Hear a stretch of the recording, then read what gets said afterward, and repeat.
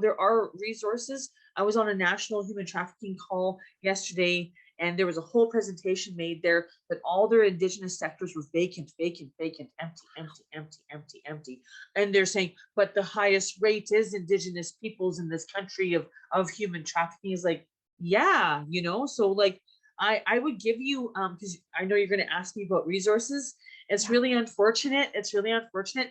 I don't know where the great resources are because they're still not being accountable to the highest rate of what their works are in.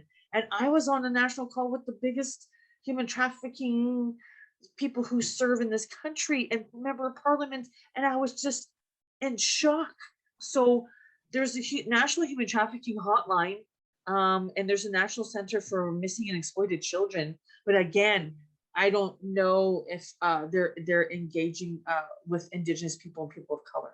And so one last question then on that note, Stephanie. So, with all of these vacancies, in these areas that are related to Indigenous population, should those roles be filled by Indigenous people, like going back to the nothing about us without us, or definitely. who steps into those roles? Definitely. They need people like me and Carrie Thomason to get that work done right. Yes. Okay. We Carrie Thomason and I are not waiting for no action plan from anybody. We are the action plan. We are doing the work.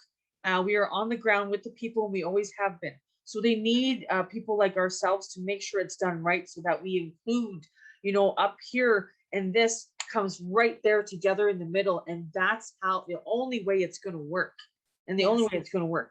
Okay, but here's the thing. This is the problem. Okay, so Canada has their wheels turning and their cogs moving, and money's being made. Okay, and in this day and age, there is profit and suffering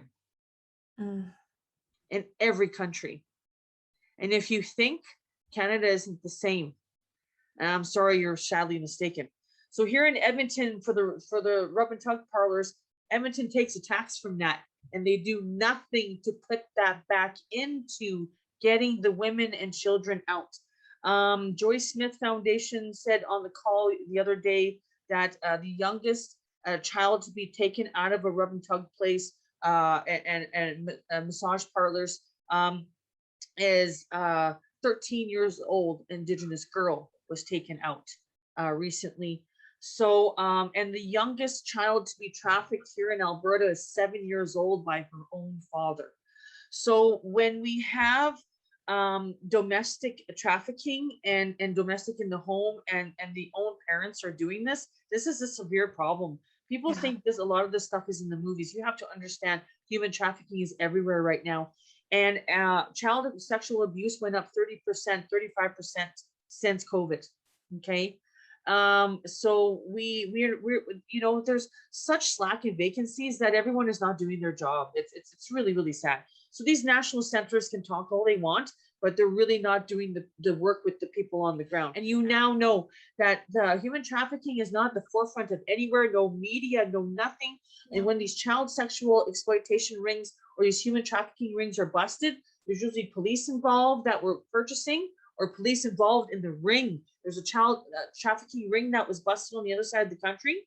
Okay, police were involved in trafficking. And then when you bust these other places and these parlors and stuff, there's government officials, there's lawyers, there's judges, there's all these people in all these places that are supposed to serve and protect. Yeah. And are supposed to do justice and are supposed to do human rights. They're supposed to do, and they're part of it, right? We have a lot of Indigenous people. A lot of Indigenous people get raped by RCMP. They get raped by police. Okay, and Enbridge workers were just recently charged with trafficking on one of the man camps. Wow. So that's all realistic things that do happen. So I can't really give you the right resource. It's just the people on the ground that are with the people like myself and those lived experience people that are moving forward and getting it done. Those are the people that are the resource. Okay. That is very good to know. And thank you for all of that information. If people want to follow the work that you do you have an online presence, Stephanie? What does that look like? Is there something that you want to share so people can be following you and, picking up the truth as you are educating folks? Yes. Well, you can, everyone Googles me, they find me. I'm this kind of like, I didn't know I was a resource. So, but I don't have managed a lot of pages. I'm going to get a website done here soon, because it's getting overwhelming. So I'm on Instagram, Okay. Harp Stephanie. So it's just my name backwards. Okay. And I'm also on Facebook, Stephanie Harpe. And yeah, so I'm on there as well. So website coming soon. Just everyone knows how to find me. And my email is Steph, STEPH _ Harpe, HARPE @yahoo.ca. And just remember, we all have a raging fire within us. Just share your warmth and watch everything beautiful in the world thrive. And make sure you watch my TED Talk on YouTube, Indigenous Suffering and Survival to Success. Thank you again for your time, Stephanie. I really appreciate it. Take care. Nasicho.